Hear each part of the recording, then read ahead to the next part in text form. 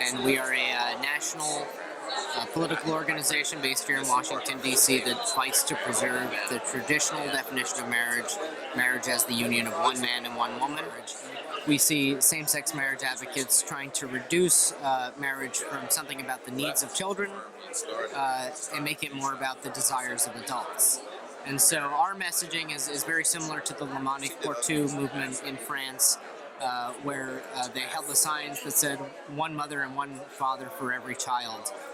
We believe that is the key to a healthy society and really laying the foundations of a sound democracy is when families are united in this great tradition of marriage. And this is a great event because it draws out people that recognize that to be a true conservative, it's not simply about the fiscal and financial issues. It is about the so-called social issues. They can't take a back burner because, once again, healthy families are the key. Without healthy families, a balanced budget isn't going to do you much good in the long run.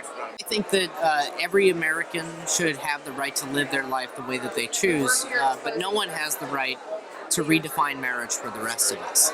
And we also need to pass good, solid religious freedom protection legislation and hopefully pro-marriage legislation through the federal Congress, and we're not going to do that without good, solid pro-marriage candidates. We'll get involved in any race anywhere around the country where the pro-marriage candidate needs help.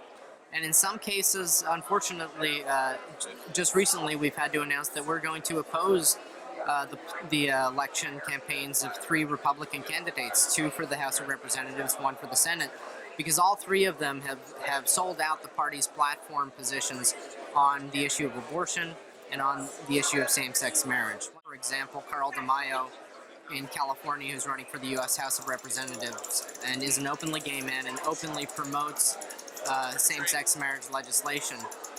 They are completely out of step with the Republican Party, and so we can't in good conscience urge our supporters to vote for those candidates.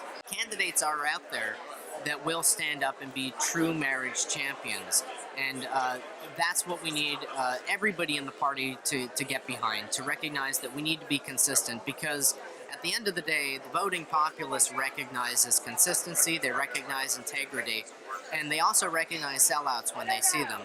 And so we're not going to support a candidate who is Republican in name only, just as a means of winning the majority for the party, because then that candidate will get into the caucuses and they will get into the meetings and they will be able to drive the party away from that solid stance on the 3-legged stool of national defense, fiscal conservatism, and social conservatism. We need all of those to have a truly conservative government here in our country.